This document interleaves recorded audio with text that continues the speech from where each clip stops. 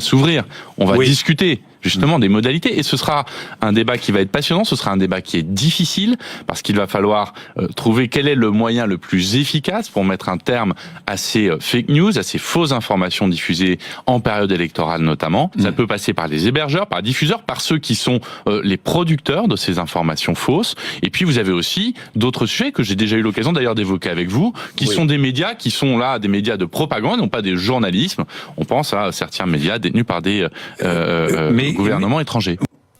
Que les politiques ne bavardent pas à tort et à travers et qu'en effet un président de la République ne dise pas tout ce que François Hollande a pu confier à Davé et l'homme, c'est sans doute une bonne hygiène. Mais ça regarde les politiques, ils font ce qu'ils veulent. On leur met pas un pistolet sur la tempe pour qu'ils parlent. En revanche, les journalistes ont le devoir d'aller chercher derrière les communiqués officiels, derrière les lois, derrière les actes officiels, la cuisine, le comment, le making of comme on dit en anglais. Parce que le contexte, ça apporte beaucoup du substrat politique et de la valeur, de la légitimité d'une décision, d'une parole politique. S'il n'y a pas de confidence, s'il n'y a pas de off the record, s'il n'y a pas de source et de contexte, on n'a pas de scoop, on n'a pas l'affaire du Watergate si on n'a pas gorge profonde. Et donc attention, le président a raison de rappeler à la sérénité et à la rigueur, il faut vérifier les informations, il ne s'agit pas de bavarder à tort et travers, mais il ne doit pas commencer à s'ériger en censeur de la déontologie journalistique. En faisant un texte, un débat à l'Assemblée nationale pour savoir comment on légifère. Ne pas laisser de loi, c'est donner l'impression que la seule loi, c'est la loi de la jungle. Non, il y a des mensonges, il y a des criminels, il y a des gens mal intentionnés.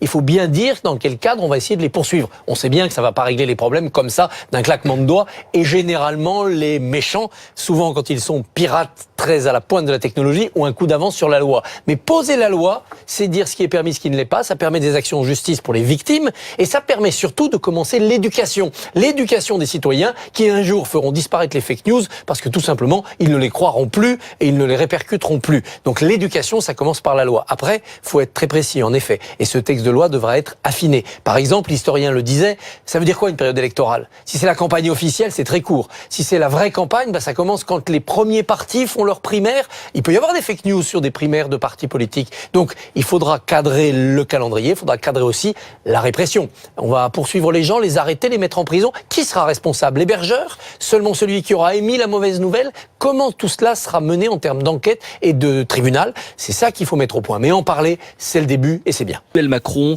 plus question d'accepter les fake news, ces fausses informations intentionnellement publiées par de prétendus médias alternatifs ou étrangers et qui deviennent incontrôlables, notamment quand elles sont reprises sur les réseaux sociaux. Un texte de loi sera prochainement déposé à ce sujet.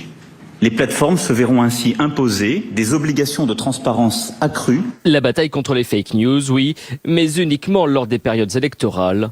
C'est en tout cas le souhait d'Emmanuel Macron. Ça serait absurde qu'on puisse dire on dit n'importe quoi sans arrêt, sauf pendant les périodes électorales. Il faut aller beaucoup plus loin et que la chasse aux fake news doit être tous les jours. Mais concrètement, comment faire ? Selon le chef de l'État, en cas de fake news, il sera possible de saisir un juge en référé pour, par exemple, supprimer le contenu, déférencer, voire supprimer totalement l'accès au site internet. Le problème, c'est que saisir un juge en disant ça me paraît être une fausse nouvelle, qui va décider que c'est une fausse nouvelle ? L'individu qui la reçoit, mais à ce moment-là, on peut fantasmer tout ce qu'on veut, ou bien le juge, mais est-il équipé ou peut-il le faire? Donc ça pose un vrai problème de censure ou d'autocensure. L'Allemagne a déjà adopté une loi qui permet de condamner les réseaux sociaux qui relaient des fake news. Des amendes jusqu'à 50 millions d'euros.